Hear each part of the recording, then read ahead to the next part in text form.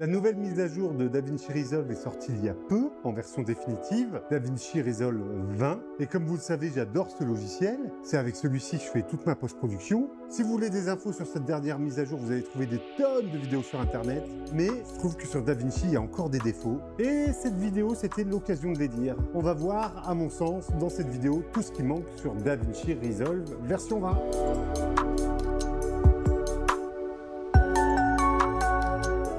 On va commencer avec un truc dont je me plaignais déjà dans une ancienne vidéo, les sauvegardes de projets. C'est toujours autant l'enfer.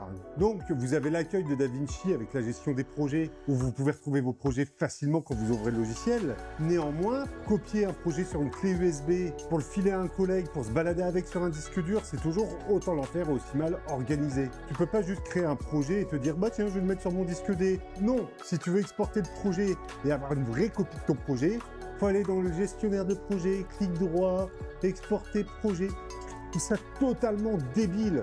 Et encore, hein, il y a du mieux parce qu'avant, il fallait faire des XML, c'était n'importe quoi. Alors, si vous avez une solution là-dessus, si c'est un peu comme pour Première, où on peut se balader avec son projet là où on veut, comme on veut, dites-le moi dans l'espace des commentaires. J'ai sans doute loupé quelque chose, mais qu'est-ce que ça m'énerve cette histoire de gestion de projet.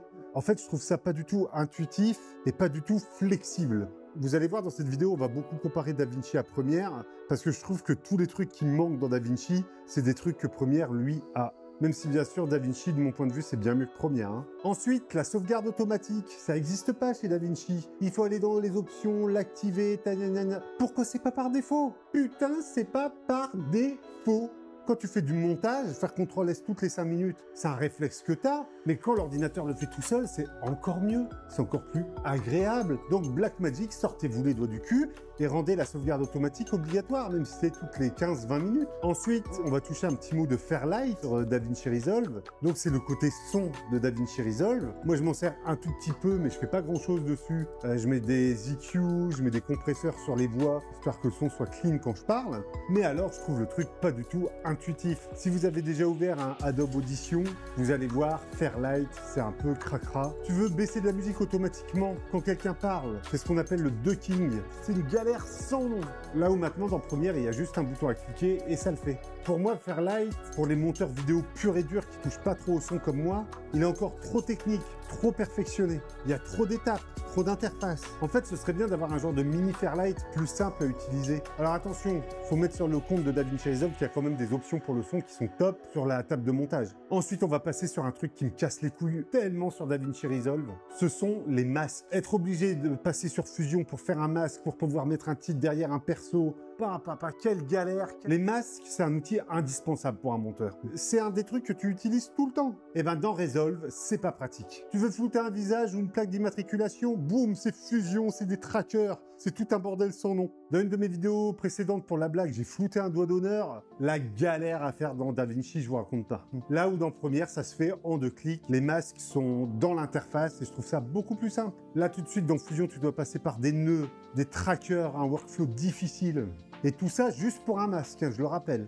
Ensuite, un outil qui est indispensable pour moi, que je ne retrouve pas dans DaVinci Resolve, mais qui est présent sur Première depuis des années, faire une capture d'image. Tu veux juste exporter une frame d'automontage pour envoyer le visuel à quelqu'un, pour faire ta miniature YouTube, tu pars d'une frame et hop, c'est parti. Il faut passer par la page étalonnage, clic droit, nanana, dans DaVinci. Ta gueule, DaVinci, c'est trop compliqué pour juste exporter une image. Dans Première, il y a un petit logo appareil photo, tu cliques dessus, tu as ton image et c'est torché. DaVinci, fais-moi ce genre de choses dans l'onglet montage, s'il te plaît. Blackmagic, si vous m'écoutez, rendez le truc un chouïa plus simple. En fait, c'est des actions qui ne devraient pas demander autant de clics et autant d'investissement. Ça me fait chier d'aller dans Color, activer une galerie, faire un grab style, tout ça pour faire une capture d'écran. Je trouve ça tellement archaïque. Un petit bouton capture d'image dans la timeline de montage, c'est pas compliqué à ajouter, vraiment. Et on va finir par une question que je vous pose. Est-ce que vous avez le souci depuis la dernière mise à jour de DaVinci Resolve? Moi, depuis la version 20, mes rendus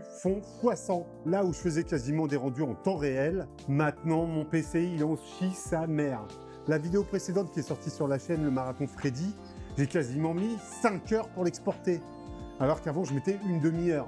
Je ne sais pas d'où ça vient, je ne sais pas d'où peut venir le problème. J'ai pas changé de config, j'ai pas changé de carte graphique, j'ai pas changé les réglages du logiciel. J'avais pas mis un denoise très fort. C'est que ça, le denoise. Dans DaVinci, c'est très gourmand. Ouais, les temps de rendu, ils ont explosé. En me baladant sur des forums, sur des groupes Facebook et tout, je vois que je suis pas le seul à avoir le problème. En fait, depuis la version 20, j'ai quelques crashs sur DaVinci que j'avais pas du tout avant. Donc Blackmagic, faites une putain de mise à jour qui règle tout ça. Le soft s'alourdit, devient de plus en plus puissant. Là, on voit qu'avec toutes les notions d'IA qui sont arrivées dans le logiciel, il peut faire des trucs top. Moi, c'est des choses qui peuvent me servir et que je suis de très près. Mais alors, si c'est pour commencer à planter, à ramer comme un première, s'il vous plaît, Blackmagic, corrigez-moi. Vite ça. Après, je suis assez confiant parce que Blackmagic, ils sont souvent assez rapides sur leur mise à jour et ils sont très réceptifs à ce que dit la communauté, comparé à Adobe qui fait tout l'inverse de ce qu'on leur dit. Donc voilà, DaVinci Resolve, c'est un logiciel que j'adore. Mais là, en 2025, je comprends pas comment des choses aussi simples ne sont pas encore acquises dans le logiciel. Et surtout, je comprends pas comment il peut planter autant alors qu'il a fonctionné pendant des années parfaitement chez moi. La stabilité, les perfs, l'ergonomie de base, ce sont des choses qui te font gagner du temps, des choses de base dans un logiciel de montage. Et ce qui me désole, c'est du temps que je perds pour le boulot et pour la chaîne YouTube. Voilà, est-ce que vous aussi vous avez vécu les mêmes galères avec DaVinci Resolve? N'hésitez pas à me faire part de votre expérience dans les commentaires. J'espère que cette petite vidéo vous a plu. Si c'est le cas, n'hésitez pas à vous abonner, à mettre un pouce bleu et à mettre la cloche. C'est le meilleur moyen d'aider la chaîne. Et on va essayer d'arriver ensemble bientôt aux 2000 abonnés. On croise les doigts. Moi, je vous donne rendez-vous pour une prochaine vidéo. D'ici là, allez bien vous faire en filmer. Allez, ciao!